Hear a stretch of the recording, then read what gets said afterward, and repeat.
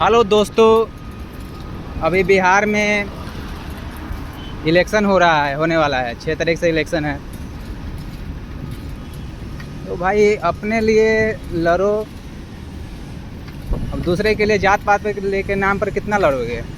मोदी जी ने कहा था कि मेरी सरकार आएगी तो भाई गुजरात तक के लिए, बिहार से गुजरात तक के लिए स्पेशल ट्रेन चलाया जाएगा मजदूरों के लिए। तो यहाँ पे गुजरात में क्या स्थिति है मज़दूरों का, आप लोगों को बताने का ज़रूरत नहीं है। और मेरे पीछे देखो, मेरा तो दिमाग ख़राब हो गया कि यार यहाँ पे इतना सारा इंडस्ट्री है, पूरा गुजरात इंडस्ट्री है।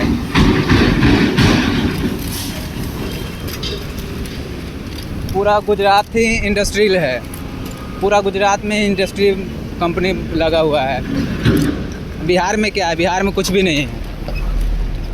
तो कब तक जात पात के नाम पर लड़ते रहोगे, झगड़ते रहोगे?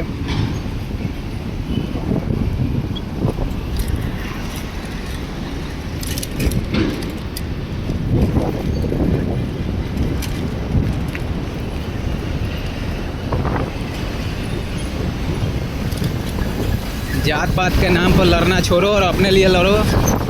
सरकार वही चुनो जो हमारे लिए लड़े। उनसे सवाल पूछो यार, जब वोट मांगने आता है तो उनसे पूछो कि मेरे लिए क्या करोगे। तो कोई दिक्कत नहीं है।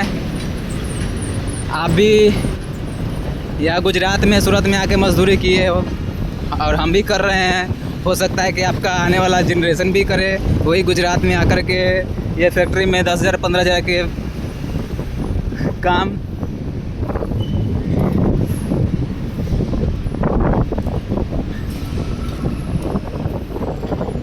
कहा जाता है कि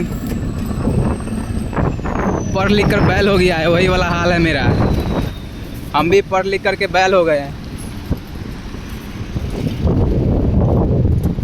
दिमाग काम नहीं करता है। यहाँ पर आने के बाद 10,000 15,000 20,000 की नौकरी मिलता है पढ़ाई लिखाई करने के बाद भी।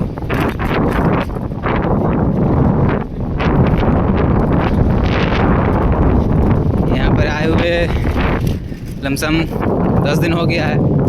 10 दिन से घूम ही रहे हैं, यहाँ से यहाँ, वहाँ से यहाँ। यहाँ पे सुपरवाइज़र के लिए अप्लाई किए थे, तो यहाँ पे वही 15 से 20,000 देगा, इससे ज़्यादा नहीं देगा। भाई यही सोच कर देखो कि यही फैक्ट्री अगर हमारे बिहार में रहता तो क्या कोई दिक्कत होता?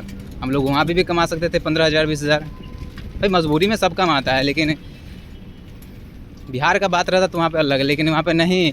अगर बिहार में कंपनी बैठता है तो भाई नेता ही इतना बड़ा चोर है, बोले है कि भाई मुझे इतना % दे दो।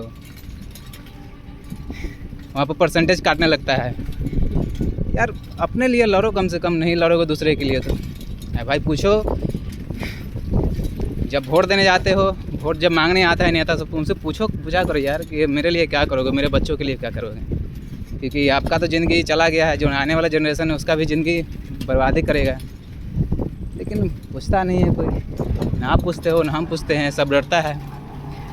लोकतांत्रिक देश में भी डरना पड़ रहा है, लोग डरता है सवाल पूछने से।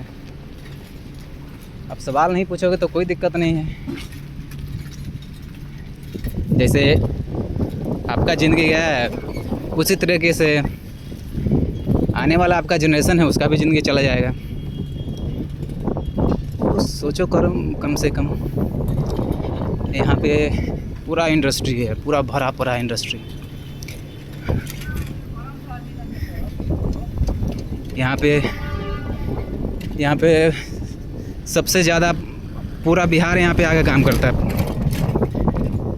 यहाँ पे आएगा तो बोलेगा कि हाँ हम बिहार से हैं, ये है वो है।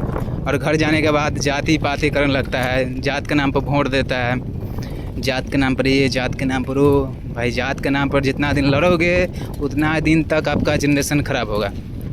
आपका तो लाइफ ख़राब हो ही गया, आने वाला जनरेशन है उसका भी लाइफ ख़राब होगा। आप खटे, आपका बेटा खटेगा वही गुजरात में, सूरत में आकर के। उसके बाद आने वाला आपका जो पोता होगा, चिरपोता होगा, वो भी आकर के यहीं पे खटेगा। बिहार के ना हालत, बिहार में वैसा हालत है, न शिक्षा सही है, न कोई रोज़गार है। भाई बीए कर कर के, ग्रेजुएशन कर कर के, आईआईटी इंजीनियरिंग करके भी अभी आदमी है जो अभी 10-15-20 हज़ार रुपया नहीं कमा पा रहा है। भाई अगर कुछ रहता तो करता ना, लेकिन बिहार में कुछ है ही नहीं। ध्यान दो, अब नहीं दोगे ध्यान। हम इसलिए वोट, मेरा तो नाम ही नहीं था। खैर हम कभी इलेक्शन में जाते नहीं किसी की रैली में, हमें पता है कि सब चुट्टा चोरी हैं, क्यों जाए किसी के आगे पीछे दौड़ने। नेता वो तभी समझ सकता है जब रैली में जाना ही बंद कर दो। जो रैली होता है, आप लोग हेलीकॉप्टर देखने के लिए जाते हो भाई, कभी जैसे लगता है जैसे कभी देखा नहीं हो वैसे। बिहार में भीड़ ही भीड़, भाई भीड़ के हिस्सा बनोगे तो भाई भीड़ में ही रह जाओगे। भाई मजबूरी में काम करने पड़ रहा है, मुझे भी, शायद सबको काम करना पड़ता है। किसी का फैमिली प्रॉब्लम, किसी का फाइनेंशियल प्रॉब्लम। मेरा तो फैमिली प्रॉब्लम था इसलिए चले आए। फैमिली प्रॉब्लम भी था और फाइनेंशियल प्रॉब्लम भी था, इसलिए। अब आप अपना देख लो क्या करना है, सही कैंडिडेट चुनते हो या वही चोर चुट्टा के चुनोगे, अब आपके ऊपर डिपेंड करता है। चोर को चुनोगे